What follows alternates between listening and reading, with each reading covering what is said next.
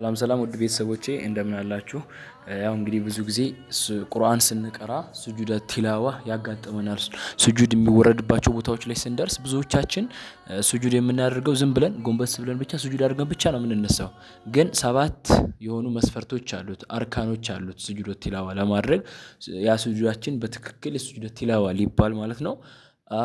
ሰባት አርካኖች አሉት። ስለዚህ እሱን ዛሬ እነግራችኋለሁኝ። የመጀመሪያው ንያ ነው።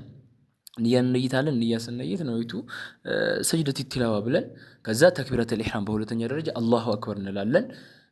በሶስተኛ ደረጃ ሱጁድ አለ፣ ሱጁድ እናደርጋለን። አራተኛ ደረጃ ደግሞ ሱጁዱ ላይ መረጋጋት ጦማእኒና አለ። አምስተኛ ደረጃ ደግሞ መቀመጥ አለ። ከዛ ስድስተኛ ማሰላመት አለ። ሰባተኛና የመጨረሻው እነዚህን አሁን የተነጋገርናቸውን ቅደም ተከተላቸውን ጠብቆ መስራት።